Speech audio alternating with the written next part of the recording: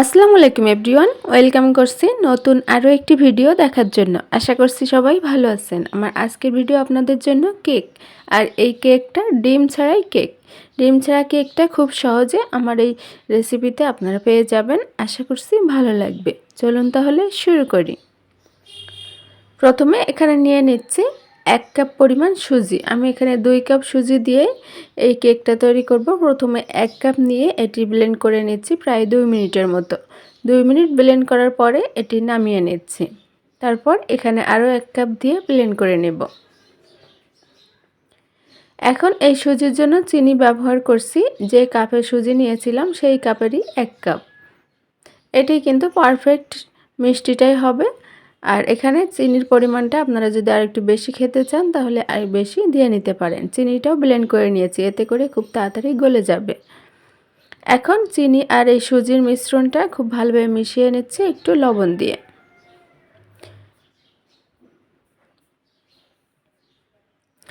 ভালোভাবে মিশিয়ে নিয়েছি চিনি আর সুজির গুঁড়াটা। এখন এখানে দিয়ে দিচ্ছি দুধ। আর এই দুধটা আমি প্রায় 1 কাপের মতো দুধ এখানে প্রয়োজন হয়েছে।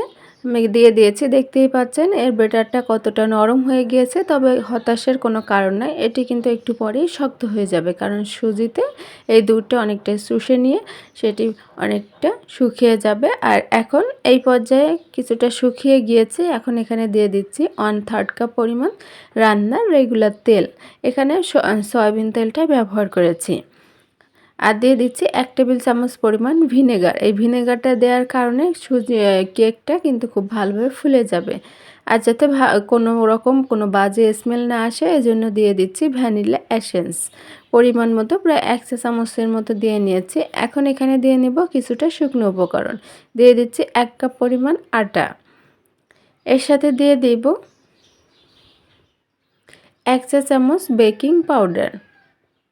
দিয়ে দিচ্ছি কোয়ার্টার চা চামচ, 1 চা চামচের 4 ভাগের 1 ভাগ বেকিং সোডা। আর দিয়ে দিচ্ছি 1 টেবিল চামচ কর্নফ্লাওয়ার। দিয়ে এই শুকনো উপকরণগুলো টেলে নিচ্ছি। টেলে নিয়ে খুব ভালোভাবে এই ব্যাটারের সাথে মিশিয়ে নিচ্ছি। এই ব্যাটারের কনসিস্টেন্সিটা কেমন হবে সেটাই আপনাদেরকে দেখিয়ে দেব। এখানে আরও কিছুটা পরিমাণ দুধ আমার প্রয়োজন হয়েছে, আপনাদের নাও হতে পারে। আর এই দুধটা কিন্তু বাটার মিল্ক হিসেবে ব্যবহার করেছি, কারণ এখানে দুধ জাল করে তারপর এখানে আমি একটু লেবুর রস দিয়ে বাটার মিল্কটা তৈরি করে নিয়েছি। আপনারা সরাসরি দুধটাও দিতে পারেন। এর জন্য আমার এই দুধটা কিন্তু একটু গোটা গোটা মতো দেখা যাচ্ছে। আপনারা ভাববেন না যে টক দই, এটা কিন্তু বাটার মিল্কটাই দিয়েছি। ভালোভাবে দেখে নিয়েছেন আপনাদের এর কনসিস্টেন্সিটা কেমন হবে। এখন এটি আমি কেক মোল্ডে দিয়ে দিচ্ছি। আগে থেকে লেখালেখির কাগজ আর তেল দিয়ে কেক মোল্ডটা রেডি করে রেখেছিলাম, সেখানে ব্যাটারটা দিয়ে দিচ্ছি।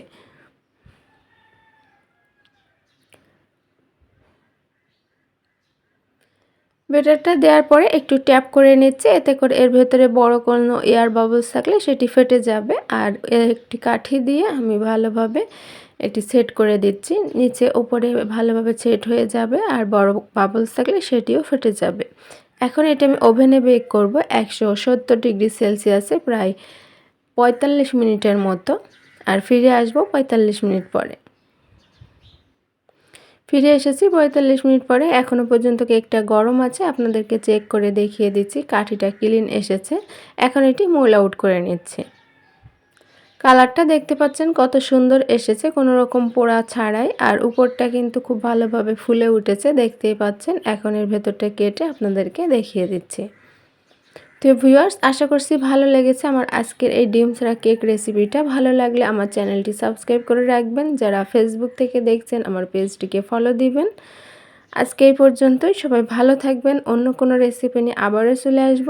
আর অবশ্যই আমার এই ভিডিও ভালো লাগলে ফ্রেন্ডস ফ্যামিলিদের মাঝে শেয়ার করবেন। সবাইকে আল্লাহ হাফেজ।